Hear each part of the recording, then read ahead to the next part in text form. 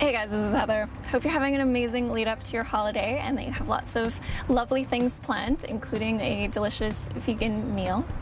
Now, there are tons of recipes out there for vegan main dishes for holidays. Loaves, casseroles, pies, a lot of soups also if you want to go for a lighter kind of holiday main dish. Personally, I'm going to go super simple and just roast some portobello mushroom caps. Lots of options for main dishes.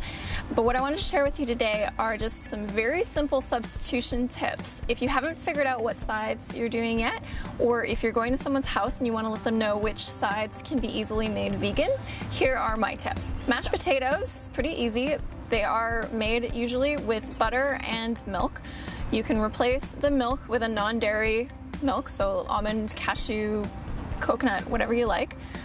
And then the butter, you can either simply swap it with a vegan margarine, and be sure to check the ingredients because some margarines use whey powder, which does come from dairy cows. So you can use margarine for a really simple swap on flavor. Or what I often do is use coconut oil because I tend to have that on hand more, and use a little bit of nutritional yeast to get that savory flavor. Or maybe a little bit of vegetable broth in the mashed potatoes to help get that savory quality. Gravy, you're probably gonna have to make yourself, but it's super simple, or it can be. Most vegan recipes go with mushrooms because similar color, texture. Anyway, you can find a recipe that's super simple to put together, I promise. The sweet potato casserole with like the marshmallows on top, I'd never heard of actually until I started trying to figure out vegan substitutions for people. I don't know anybody in Canada who does that. My family, we just do mashed sweet potatoes and maybe put some cinnamon and nutmeg in it. So basically like mashed potatoes.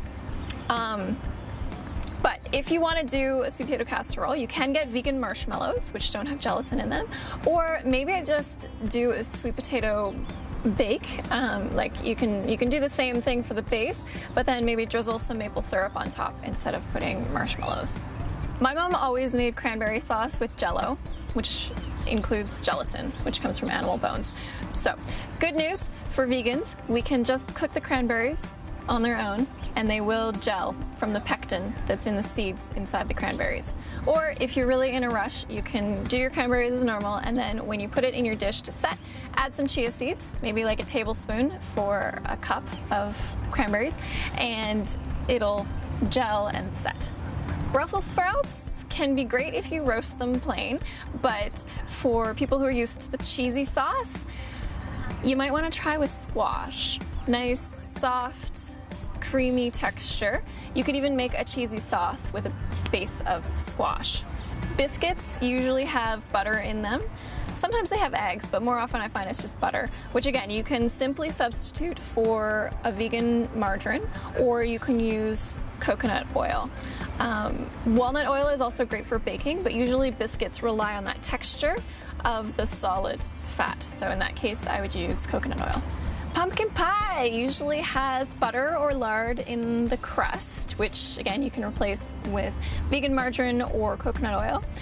Or you can try a no-bake crust made of like rolled oats and dates. You could basically just puree those together in a food processor until you get the texture to press into the pie dish. And then the filling is based in pumpkin. There's often heavy cream and egg to thicken it. So what you can do to thicken it instead is use a nut butter, a neutral flavored one like almond butter or cashew butter, or some whole cashews or walnuts or something like that to thicken it. And arrowroot powder also helps to thicken. And Dorena Burton has a fantastic pumpkin pie recipe if you want to check out the quantities and how that works. Last but not least, gingerbread cookies you can make with coconut oil in place of butter. And if you want to make them iced, I usually use coconut sugar ground up in the coffee grinder, and then it gets kind of powdery, and then mix that with cocoa or carob powder and some non-dairy milk just until it gets to the icing kind of consistency that you want. Works for making gingerbread houses, for icing gingerbread men. I did a video a while back that went super hardcore on the gingerbread house. You can check that out. I'm not sure, I haven't decided if I'm gonna do a gingerbread house this year or not. but we'll see. We'll see.